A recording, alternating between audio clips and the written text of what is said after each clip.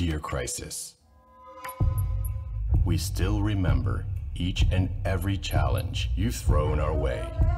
Though we know you will never take it easy on us, we just want to thank you. You've reminded us how lucky we are to live on solid and fertile ground. You've proved just how strong and supportive our healthcare system is. And it's you who made us realize that we are the beating heart of ASEAN with unique potential.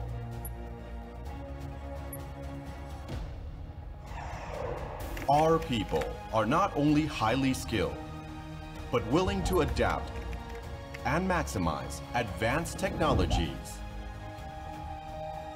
Thank you again, Crisis, for preparing us even better for the future than ever. Thailand, the land of resilience. 네, 안녕하십니까. 태국투자청 서울사무소에서 근무하고 있는 남경민이라고 합니다. 영상으로 제 발표를 먼저 시작을 했는데요. 그 영상을 보셨을 때 어떤 기억에 남는 키워드가 있으셨을까 모르겠습니다. 그 영상을 보시면 많은 위기가 있었지만 그 위기를 통해서 우리가 얼마나 많은 것을 가지고 있었는지, 또 그런 것들을 활용해서 다시 일어날 수 있었는지를 좀 보여주는 그런 영상이었었는데요. 그 전 세계가 바이러스의 공격으로 꼼짝을 못하고 있는 정말 사상 초유의 사태가 일어났었습니다. 저희가 굉장히 많은 피해를 보고 어려움을 겪고 있지만 다시 한번 위기는 새로운 기회다라는 말을 좀 식상하지만 다시 한번 깨닫는 그런 기회가 되고 있는 것 같습니다. 그 기후변화의 심각성을 깨닫고 각국의 탄소 절감에 대한 의지도 탄력을 받으면서 탄소 제로의 사회로 나가기 위해서 다양한 정책들과 계획들이 쏟아지고 있는데요. 또한 작년에 그 가장 안전한 교통수단이 자가용이라고 생각을 해서 그 자동차를 구매하지 않았던 또 많은 분들이 자동차를 구매를 하고 또 이왕이면 전기 자동차를 구매를 하면서 생각 외로 전기차 시장이 빠르게 성장을 하고 있습니다. 오늘 제 발표 주제는 Plug in Thailand, Step in ASEAN이라고 좀 지어봤는데요. 영상에서 보셨던 것처럼 태국은 동남아시아 중앙에 위치하여 있어서 굉장히 전략적인 위치를 자랑하고 있습니다. 그래서 여러분들이 동남아시아로 사업을 하러 가실 때 태국을 기반으로 진출을 하실 수가 있다라는 점을 좀 말씀을 드리고자 하는데요.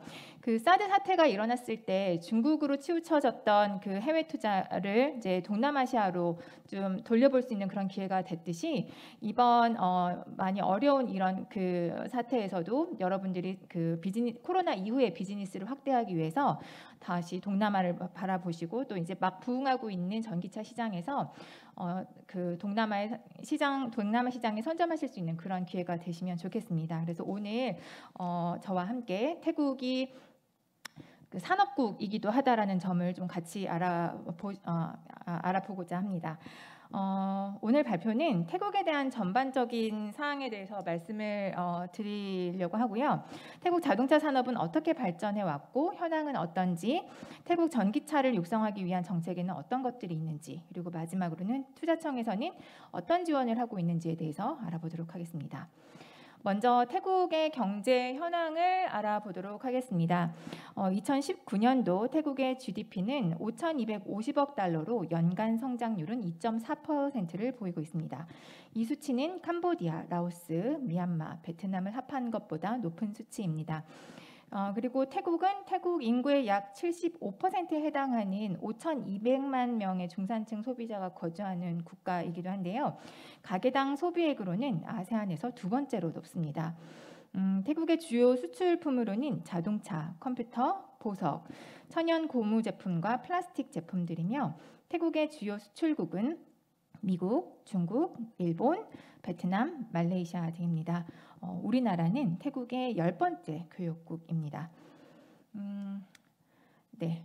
그리고 태국의 지리적 위치를 좀 알아보고자 하는데요. 지금 슬라이드에서 보시는 것과 같이 태국은 아세안 중앙에 위치하고 있습니다. 아세안은 전 세계 경제권에서 5위를 차지하고 있을 만큼 굉장히 중요한 지역인데요. 또한 그 빠르게 성장하고 있는 CLMV 국가라고 하죠. 캄보디아, 라오스, 미얀마, 베트남과도 인접해 있는 그런 국가입니다. 그래서 다양한 교통수단을 통해서 또 중국과 인도에도 접근할 수 있는 그런 지역이라서 사업가분들이 태국의 위치를 굉장히 잘 활용하실 수 있을 것 같습니다. 다음은 태국의 자유무역협정 현황에 대해서 살펴보겠습니다. 주요 글로벌 경제권인 중국, 호주, 일본, 뉴질랜드, 인도, 한국 등 18개 나라와 자유무역협정을 맺은 상태입니다. 2019년 태국에서 가장 활성화된 FTA는 아세안, 중국, 일본과의 FTA로 무역 규모는 각각 900억, 650억, 480억 달러입니다. 또한 FTA 체결국과의 교역량은 무역협정이 없는 국가에 비해 지난 5년간 4배가 증가했는데요. 우리나라와는 아직 아세안 한국으로 체결이 되어 있는 상태고요. 무역 규모는 2019년 기준 130억 달러로 앞서 말씀드렸던 바와 같이 태국의 10대 교역국입니다. 태국의 한국으로의 주요 수출품은 전자기판, 보석류, 고무, 전자제품 등이고요. 한국에서 수입하는 제품은 철강, 화학제품, 기계, 가전 등이 있습니다. 다음 자료는 태국 정부는 다양한 혜택과 인센티브를 제공해서 외국 기업이 태국 내에서 사업성을 높일 수 있게 지원을 하고 있습니다. 그래서 사업가분들이 비즈니스를 조금 더 수월하게 진행하실 수 있게 서류 작업이나 진행 절차, 또 각종 정부의 시스템을 디지털화했는데요. 이것뿐만 아니라 물류 인프라에 대한 개발, 확장을 통해 태국 내수뿐만 아니라 수출을 통한 글로벌 비즈니스가 편리하게 진행될 수 있도록 지원을 하고 있습니다. 사업 용이성을 위한 태국 정부의 이런 다양한 노력이 이 슬라이드에서 보시는 것과 같이 여러 국제 순위에서 좋은 결과들을 얻었습니다. 많은 분들이 태국하면 어떤 것들을 떠올리실지 지금 온라인상에서 답변을 들을 수는 없지만 유추가 가능한 것이 아마 많은 분들이 골프, 관광, 마사지 이런 키워드들을 생각을 하실 것 같습니다. 그런데 이 슬라이드를 보시면 태국은 글로벌 기업들의 생산 기지입니다. 지금 이 슬라이드에 나와 있는 것처럼 자동차 부품, 스마트 가전, 석유화학, 오일앤가스, 바이오 기반 산업. 사실 칸이 모자라서 다 못 채웠는데요.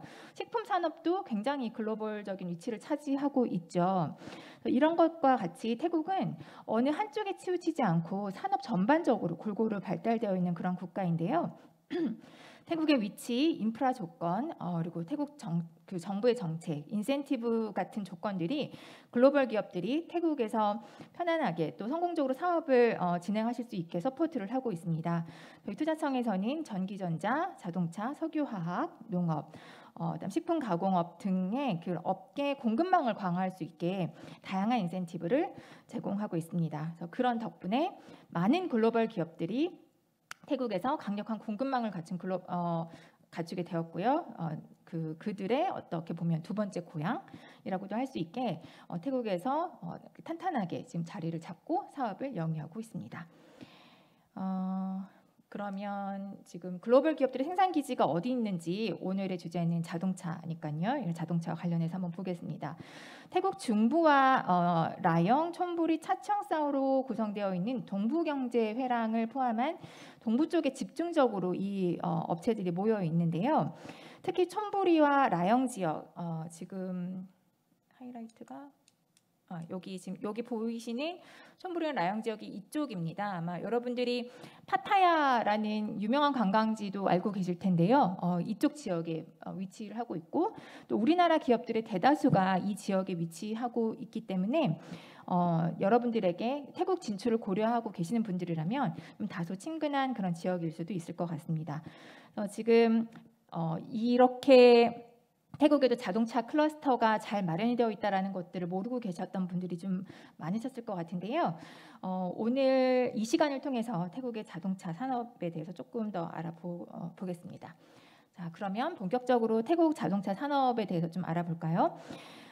태국 자동차 산업은 지금 이 슬라이드에서 보시는 것처럼 좀 미미하게 흘러가다가 어느 순간 이렇게 점점 이렇게 발달하는 이런 형태를 보이고 있죠. 그 1987년 플라자 합의 이후로 그 해외에서 태국으로 자동차 산업의 진출이 이제 증가를 했는데요. 특히 그 중에서도 일본 기업들의 진출이 두드러졌습니다.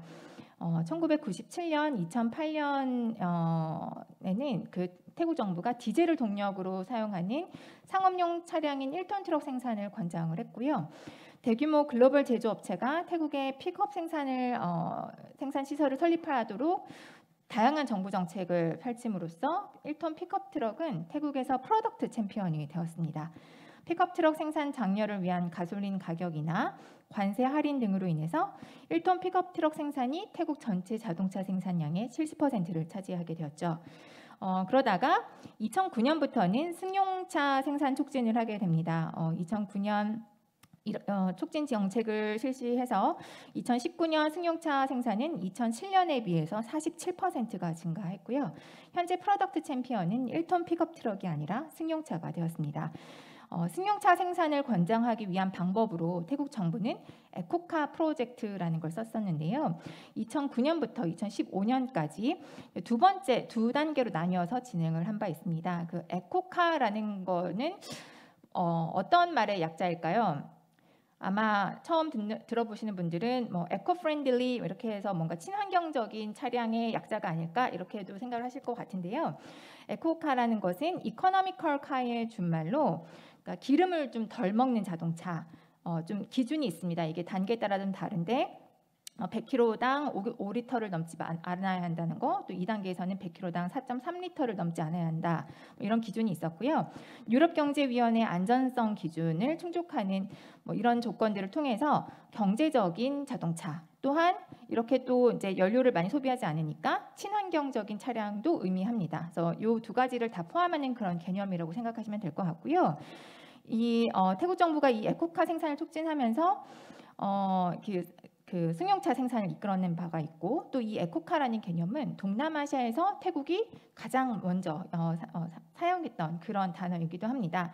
태국 정부가 일찌감치 이런 환경에도 관심이 많았다라는 부분을 좀 말씀드리고 싶고요. 요 정책 이후에 그 2012년부터 13년까지 태국의 그 자동차 생산량이 급증하게 된 그런 요 자료를 보실 수가 있을 것 같은데요. 이거는 어떤 이유에서 그랬냐면 2012년부터 13년까지 태국 정부는 생애 첫 차 프로젝트라는 프로젝트를 실시를 한 바 있습니다. 어떤 거였냐면 그 생애 첫 차를 구입을 하면 세금을 환급해주는 그런 정책을 펼쳤었습니다. 그래서 수요가 급증하니까 자동차 생산 업체에서는 서로 앞다퉈서 생산량을 확대해서 이제 시장의 공급을 원활하게 하기 위해서 생산량을 급증한 바 있고요. 그래서 이제 요때 이제 생산량이 급증했다라고 보시면 됩니다. 그래서 요때를 제외하고는 태국의 자동차 산업이 평균적으로 연평균 한 8.6%의 성장을 보였었습니다. 현재는 전기차 지원 정책을 펼치고 있는데요. 이 부분과 관련해서는 뒤에서 조금 더 살펴보도록 하겠습니다. 그럼 태국의 자동차 산업 구조는 어떻게 되느냐 보시면 좀 많이 놀라셨을 것 같은데요. 이제 1차, 2차, 3차 협력사도 골고루 지금 포진해 있고요. 그 자동차 메이커나 오토바이 메이커도 굉장히 많죠. 자동차는 25개사, 오토바이는 13개사가 태국에 진출을 하고 있습니다. 그래서 아쉽게 우리나라 완성차 업체는 아직 태국에 진출하진 않았는데요. 그 많은 글로벌 기업들이 태국에서 자동차 생산을 하고 있다. 그리고 보시는 바와 같이 공급망도 잘 갖추어져 있다라고 이해하실 수 있을 것 같습니다. 그래서 자동차 부품 시장을 보시면 지금 태국 자동차 부품 시장의 가장 큰 점유율을 태국 국내 시장이고요. 업계 매출의 60에서 70%를 차지하고 있습니다. 태국의 이런 유연한 공급망으로 인해서 생산자는 자동차 제조업체와 교체 및 스페어 시장 모두에서 국내 수요를 그러니까 태국 국내 수요를 거의 충족할 수 있습니다. 이 슬라이드는 자동차 부품 시장의 가장 큰 점유율이 해당 부문 총 수입의 60에서 65%를 차지하는 내수 판매인 것을 보여드리는데요. 이런 부분을 통해서 그 태국의 어떤 공급망이 전혀 문제가 되지 않는구나라는 사실을 확인해 보실 수 있을 것 같습니다. 다음은 태국의 자동차 시장을 보시면요. 2019년도 태국 자동차 생산 능력은 410만 대로 나와 있습니다. 근데 실제 생산량은 한 200만 대를 좀 넘는 그런 수치를 보이고 있고요. 국가별 자동차 생산량 순위로 보게 되면 세계 11위, 아시아에서는 2위, 아세안에서는 1위를 기록하고 있습니다. 판매 측면에서 보게 되면 세계에서 17위, 아시아에서는 6위, 아세안에서는 2위를 차지하고 있습니다. 1톤 픽업 트럭과 승용차 생산 비율이 각각 51%와 47%로 비슷한 비율을 보이고 있고요. 내수 판매와 수출의 비율도 역시 비슷하게 이루어지고 있습니다. 그러면 어느 국가로 수출을 많이 하는지 좀 궁금하실 것 같은데요. 이 자료를 보시게 되면 이제 수출액에 대해서 이제 제가 간략하게 정리를 했고요. 지금 2019년도 수출액은 그 미중 갈등과 전 세계적으로 좀 경제 성장이 좀 저조했던 관련으로 전년 대비 한 6% 정도 떨어진 수출을 보여주고 있습니다. 네, 주요 수출국으로는 승용차, 상용차 모두 아세안의 수출국 1위고요. 그 다음으로는 호주가 중요한 시장입니다. 태국 내 자동차 브랜드 점유율을 한번 살펴볼게요. 태국이 일본계 자동차의 운동장이다라는 표현을 쓰시는 분들도 있을 텐데요. 이거는 태국뿐만 아니라 동남아 시장이 거의 비슷한 성격을 가지고 있을 것 같습니다. 그 동남아 시장의 공통적인 특징이 일본계 차량 시장 점유율이 높다는 건데 그만큼 이제 일찌감치 해외 투자를 했기 때문이기도 합니다. 태국 내 자동차 브랜드 점유율도 현재는 일본 업계가 대부분 차지하고 있지만 그 토요타, 혼다, 마츠다 이런 이제 일본계 브랜드가 있지만 그 외에 벤츠나 MG, BMW도 있고요. 1톤 픽업 차량에서는 인도 브랜드인 타타도 일부 점유를 하고 있습니다. 상용차 시장에서는 우리나라 기업도 반갑게 보이고 있습니다. 현재 생산을 하고 있지는 않고요. 이제 수입해서 판매를 하고 있는 그런 형태인데요. 우리나라에서 스타렉스라고 불리는 승합차가 태국에서 매우 큰 인기를 불고 있습니다. 태국에서는 스타렉스가 아니라 H1이라는 브랜드로 판매되고 있습니다. 태국 자동차 시장의 규모를 한번 살펴보겠습니다. 태국 자동차 보유 대수를 살펴보면요. 1000명당 한 285대로 나타났습니다. 말레이시아는 1000명당 478대로 이런 중위소득 국가와 비교했을 때 태국은 낮은 수치를 보이고 있는데요. 그렇기 때문에 태국의 내수 시장이 이제 앞으로도 커질 수 있는 기회가 된다라고도 해석을 할 수 있을 것 같습니다. 태국의 꾸롱시 리서치라는 기관이 아니라 이제 은행계 이제 연구소라고 보시면 되는데요. 그쪽에서 이런 태국의 자동차 산업에 대해서 이제 스터디를 해봤더니 태국의 자동차 시장이 2년 후에는 3 내지 4% 정도 성장할 것으로 예측을 하고 있고요.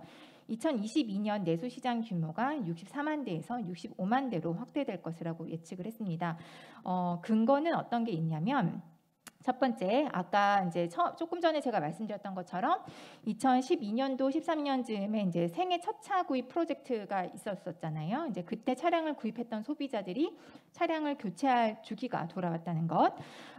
이로 인해서 한 추가적으로 20만 대에서 30만 대 정도의 차량 수요가 발생할 것으로 예측을 하고 있고요. 2020년, 22년 사이에 다양한 자동차 생산자들이 20개 이상의 신차 모델을 출시할 예정입니다. 토요타, 벤츠, BMW, 그레이트월, 푸조, 닛산, 포드, 마츠다 등과 같이 정말 다양한 생산자들이 신차를 모델을 출시를 할 예정인데요. 신차를 출시를 하게 되면 또 이제 다양한 판매 촉진 활동이 일어날 것이고 또 그런 것들이 구매자들을 끌어당길 것으로 예상이 됩니다. 그리고 이 상당 모델은 전기차 모델이 될 것으로 예상을 하고 있습니다. 이제 여기서 말씀드리는 전기차는 순수 배터리 EV보다는 하이브리드, 플러그인 하이브리드 이런 쪽이 다 포함된 거다라고 이해를 하시면 될 것 같고요. 세 번째로는 태국 정부가 대규모 인프라 건설을 계획을 하고 있습니다. 그렇기 때문에 건설 분야의 벌크 운송 수요가 증가해서 상용차 수요도 증가할 예정입니다. 그리고 태국 내 도로망 발전과 주변 국가의 도로 연결이 그 온라인 쇼핑이나 이런 물류 부문의 꾸준한 성장을 불러일으켜서 중소형 상용차 수요 시장을 증가시킬 예정입니다. 또 이걸 또 뒷받침하는 게 이제 돈이 있어야 또 자동차를 살 수가 있잖아요. 근데 아세안의 이런 구매력이 꾸준히 증가를 하고 있기 때문에 이런 부분도 자동차 시장의 성장을 예상할 수 있는 그런 부분입니다. 그래서 다음에는 구매력과 관련된 자료를 살펴보도록 하겠습니다. 이 자료는 한국무역협회에서 제가 이제 그대로 가지고 온 자료인데요. 그 국제무역통상연구원에서 나와 있는 보고서입니다. 그 아세안 주요국 중산층 및 상위 소득계층 비중에 대해 전망한 그런 자료인데요. 그 빨간색이 중산층 인구 비중이고 회색은 상위 소득 비중을 의미합니다. 그 중산층이라는 개념이 이제 사실 기관마다 좀 다르게 이제 정의를 하고 있는데 여기서의 그 중산층이라는 정의는 1인당 연간 소득이 3,000에서 이제 15,000달러를 이제 기준으로 추정을 한 그런 자료이고요. 말레이시아는 이제 2011년에 이제 중산층 인구 비중이 50%를 넘어섰고, 태국은 2025년, 필리핀은 2035년경에 이제 비중이 50%에 도달할 것으로 보인다고 합니다. 근데 사실 제가 조금 전에 자동차 시장 규모로 봤던 이 자료는 그 꾸롱씨 리서치에서는 IMF랑 또 다른 기관의 자료를 이제 언급하면서 이미 태국은 중산층에 도달했다 2019년도에 이런 자료가 나와 있거든요. 2011년도인가? 근데 이제 이게 기준에 따라서 조금씩 달라질 수 있다라는 걸 그냥 참고로 좀 해주시면 좋을 것 같고요. 이런 구매력을 가진 중산층 규모가 2012년도에는 한 1억 9천만 명이었지만 2020년도에는 4억 명으로 증가를 하고 있기 때문에 이런 자동차 산업, 자동차 시장은 커질 수 있다라는 점 말씀드리고, 또 자동차 수입 관세가 완전 철폐가 되면서 시장이 또 거기에 따라서 또 커지고, 아세안 공동체 출범이 2015년도에 일어났잖아요. 이제 그때 자동차 생산 분업 체계가 좀 확대되고 각국 산업 육성 정책으로 공급이 확대되기 때문에 이런 부분도 시장에 영향을 미칠 수 있다, 이렇게 얘기를 할 수 있을 것 같습니다. 또 이제 소비자 지출액 추이를 봤더니 2020년부터 2025년 동안 연평균 한 7.3% 이상의 성장세를 유지하는 것으로 전망을 했는데, 사실 이게 코로나 전에 일어났던 자료라서 수치는 조금 달라질 수는 있겠지만 이제 장기적인 측면에서 봤을 때 우상향하고 있는 우상향할 것이다라고 이제 저희가 예측을 할 수 있겠죠. 그래서 아세안의 조금 전에 말씀드렸던 이제 2015년 아세안 경제 공동체가 출범함으로써 그럼 실제 이런 교육이 활발해졌느냐, 이런 것들을 한번 봤는데요. 그 영내 간 관세가 철폐된 이후에 왼쪽 자료를 보시면 아세안 간 교육이 실제로 더 활발해졌죠. 이 자료는 HS 코드로 8701, 8702, 8703, 8704 이런 자동차 관련된 그 HS 코드인데요. 이 자료로 찾아봤더니 아세안 간 수출액과 아세안에서 세계로 수출하는 금액을 비교해 봤더니 이제 아세안 간 수출 시장이 월등히 높았다라는 자료입니다. 그래서 아세안이 이제 그 코로나 전에는 연평균 한 7에서 8%를 이제 그 성장하는 그런 지역이었기 때문에 소득 수준이 올라가게 되면 자동차 구매율도 당연히 높아질 거라서 이 자료도 이제 향후 계속 우상향할 것이다라고 저희가 예측해 볼 수 있을 것 같습니다.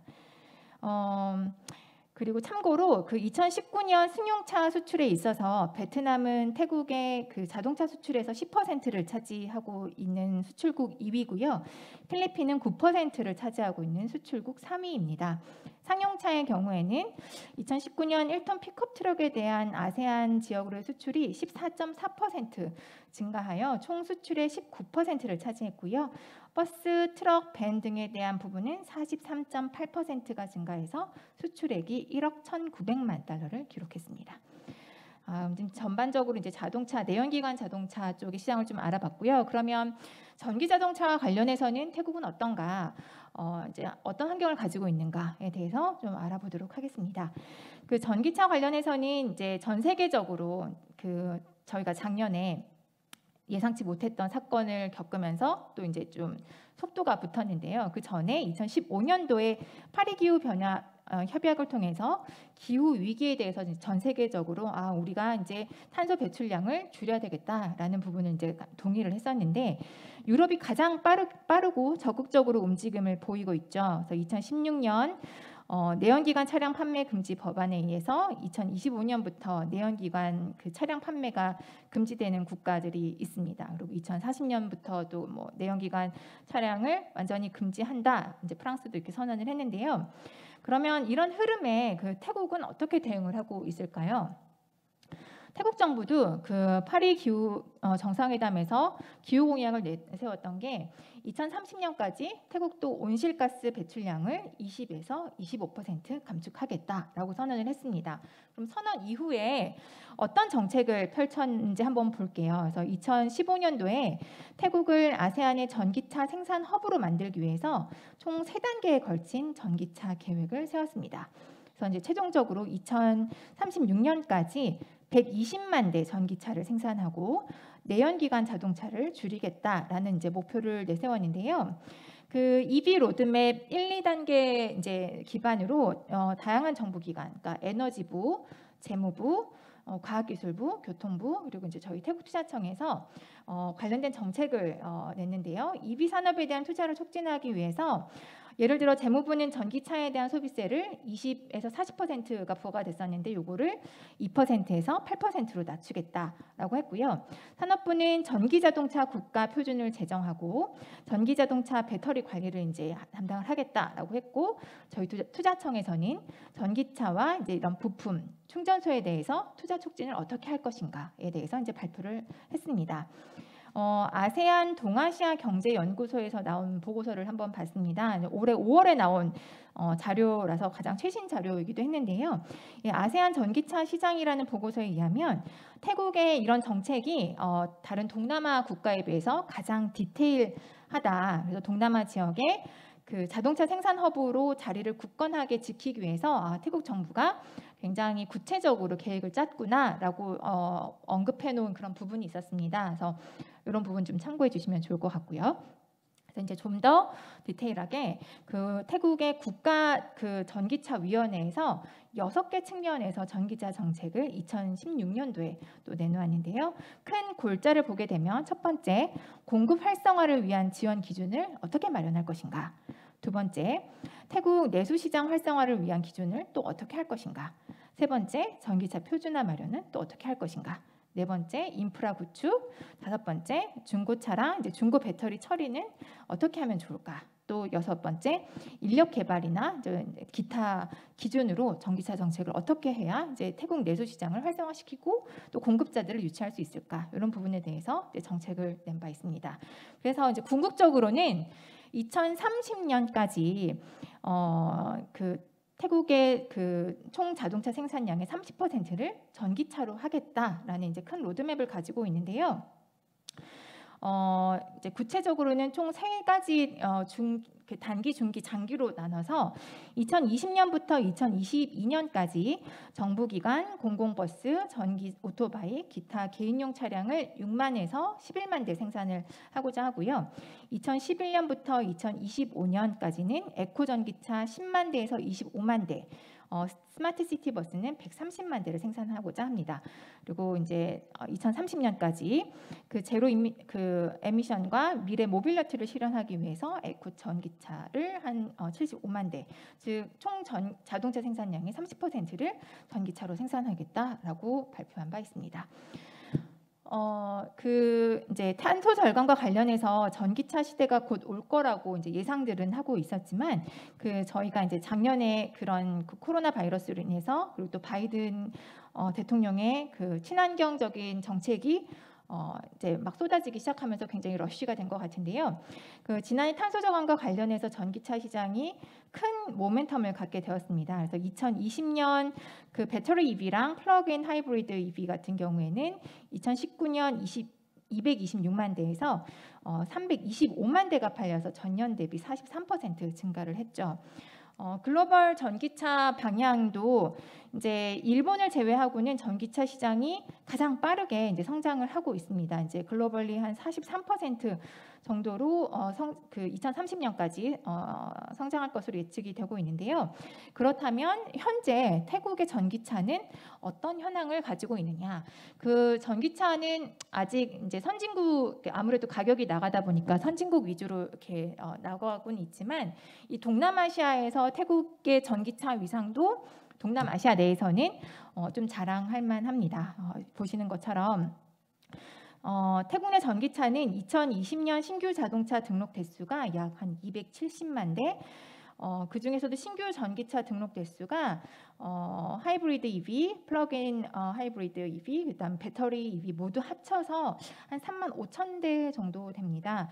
그 신규 자동차 등록수를 보면 아직 비중이 한 1.3%, 2%도 채 되지 않지만 오른쪽 그래프를 보시는 것처럼 다른 동남아시아 국가에 비교해 봤을 때는 이제 월등히 높은 숫자라고 보실 수 있겠습니다. 그 파란색 기관이 내연기관 차량이고요. 주황색이 하이브리드, 회색이 플러그인 하이브리드, 노란색이 전기차. 그래서 비중이 아직은 미미하기 때문에 이런 전체 자동차 차량에서 보기가 좀 상당히 힘들지만 그렇기 때문에 또 여러분들에게는 상당한 기회가 있다. 이렇게 또 해석을 해보실 수 있을 것 같습니다. 또 이렇게 많이 걱정하셨던 일본계 업체가 이런 전기차 시장과 관련해서는 우리나라에 비해서는 조금 많이 뒤처져 있기 때문에 이런 것들도 우리나라 기업들에게는 상당한 기회가 되지 않을까라고 해석해 볼 수 있을 것 같습니다. 태국의 연간 자동차 전기차 등록 현황을 보게 되면요, 2019년도에 비해서 순수 배터리 자동차 같은 경우에는 90% 이상 등록이 증가했습니다. 거의 한 3천 대 정도 되고요. 앞으로 이제 전기차가 대세이기도 하지만 특히 이제 이 대세가 될 수 있는 이유가 배터리 기술이 점점 발달하면서 가격이 인하할 것이고 자동차 생산 업체들의 전기차 공급이 확대가 될 것이기 때문에 향후 한 4년, 5년 후에는 전기차 수요가 급증할 것으로 전망이 됩니다. 또 정부 정책과 공약도 있기 때문에 이런 것들을 또 뒷받침해 줄 수 있을 거라고 예상이 됩니다. 그래서 2019년 프로스트 앤 설리번 자료를 보면 그 자료를 정보통신기획평가원이 주간기술 동향 2019년 2월자에 정리한 내용이 있습니다. 그거를 제가 좀 그냥 가지고 와봤는데요. 주요 국가들의 소비자들의 전기차 구매 의향을 이제 조사를 해봤더니 전기차를 사겠습니다라고 했던 그 조사 결과가 태국이 41%로 동남아에서는 가장 매우 높은 의향을 보여줬습니다. 그리고 또 이제 여기에는 자료가 좀 빠졌는데 동남아시아에서 5G를 최초로 도입한 국가도 태국입니다. 동남아 내 이런 5G 보급에도 태국이 앞장설 것으로 예상이 되기 때문에 이에 따라서 자율주행 자동차에 있어서도 태국이 좀 좋은 인프라를 가지고 있다 이런 말씀을 좀 함께 드리고 싶습니다.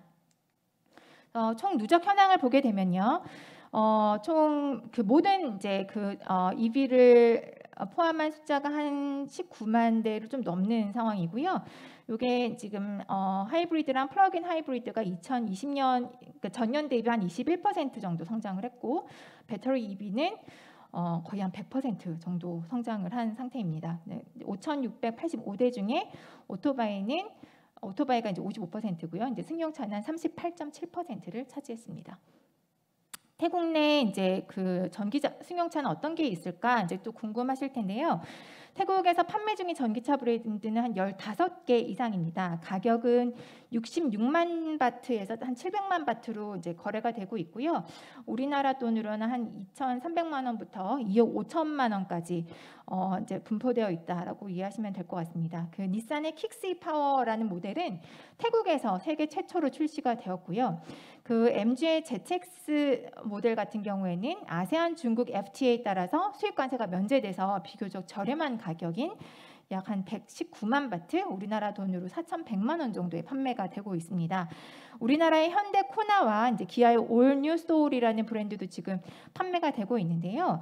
현대 같은 경우에는 185만 바트에서 한 226만 바트, 그러니까 우리나라 돈으로 한 6,400만 원에서 한 7,900만 원 정도로 판매가 되고 있고요. 올뉴 소울 같은 경우에는 한 8천만 원이 넘게 팔리고 있습니다. 아무래도 관세가 높다 보니까 좀 태국에서 직접 생산을 하거나 아니면 직접적인 FTA가 체결되지 않으면 약간 좀 가격에 영향을 미치고 있어서 조금 비싸다라고 이해하실 수 있을 것 같고요. 그 외에 태국의 에너지 앱솔루트라는 회사의 자회사가 있는데요. 그 마인 모빌리티라는 자동차입니다. 이 자동차는 태국 기술로 이제 개발이 된 거고요. 다목적 전기차 SPA라는 그 모델의 개발에 성공을 해서 2020년 4분기부터 생산을 시작해서 2021년 올해부터 이제 단계적으로 선주문 고객들에게 차량을 인도할 예정이라고 합니다. 이 자동차의 가격은 한 120만 바트 정도 되는 가격입니다. 그 다음에는 이제 전기버스인데요. 전기버스 현황은 여기 보시는 것처럼 그 방콕 대중교통국에서 이제 한 2,511대의 냉방 전기차를 임차를 해서 보급을 하겠다라고 발표를 했고요.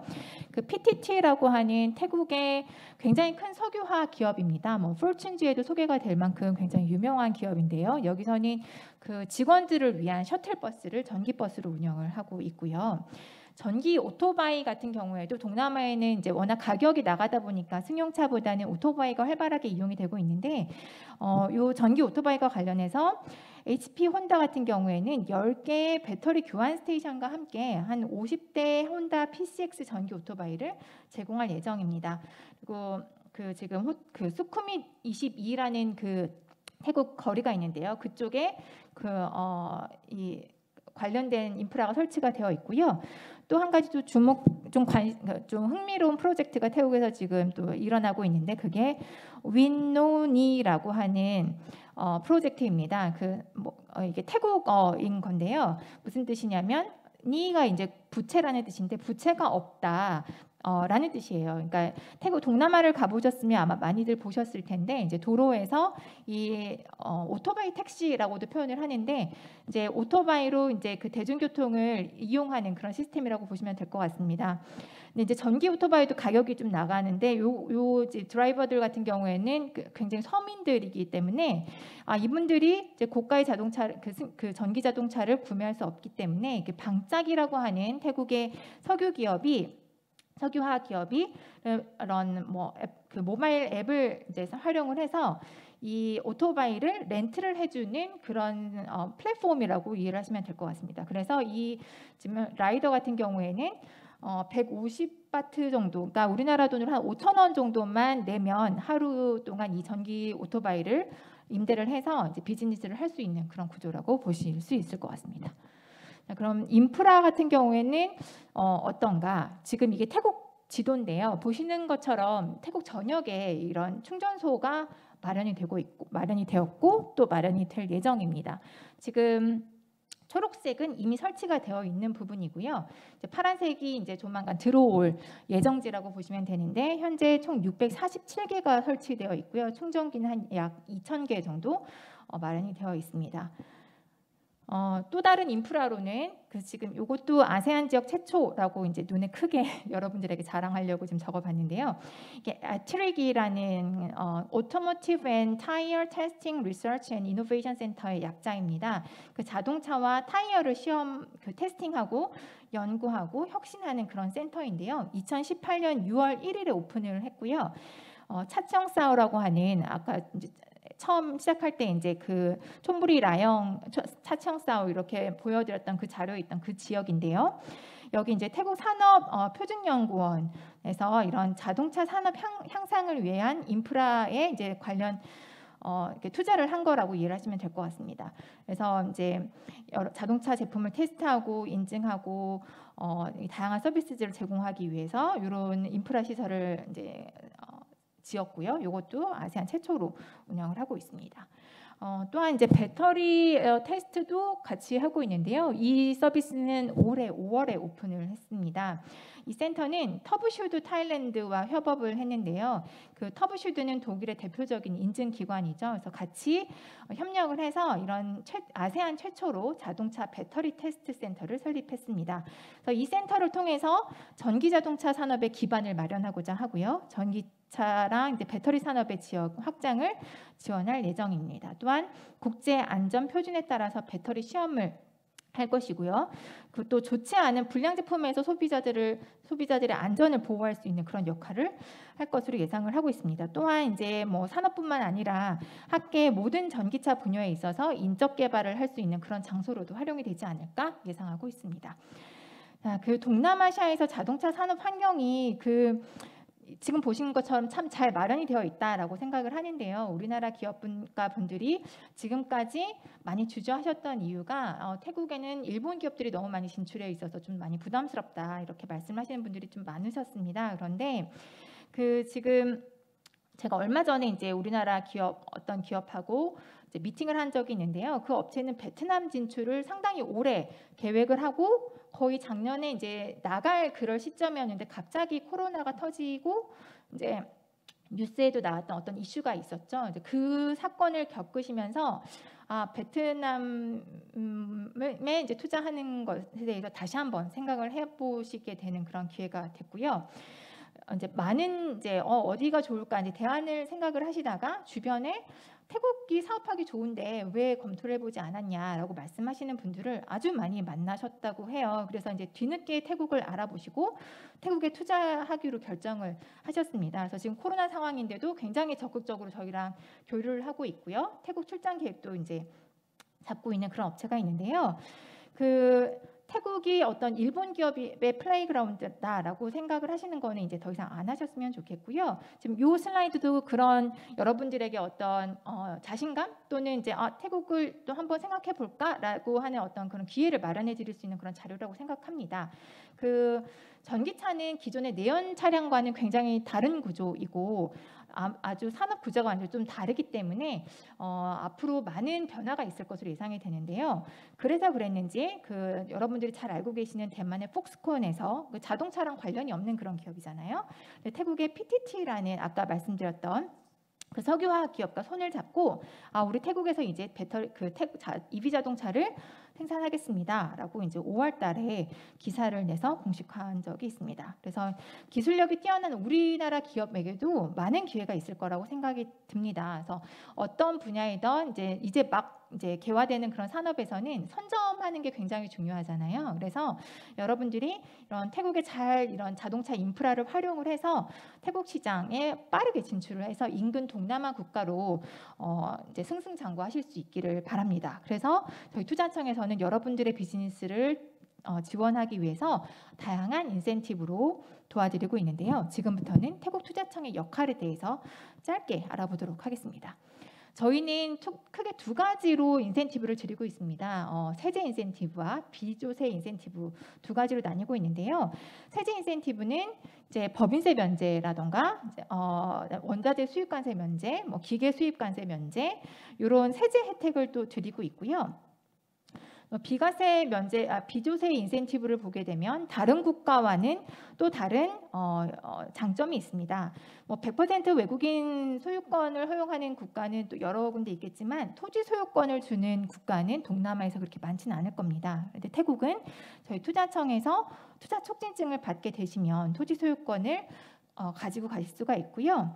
그다음에 태국에서 벌어들이는 외환에 대해서 해외로 송금하실 수가 있습니다. 자유롭게. 그래서 이런 부분들도 여러분들이 좀 마음 놓고 비즈니스를 하실 수 있는 그런 환경이 되지 않을까라는 생각이 들고요.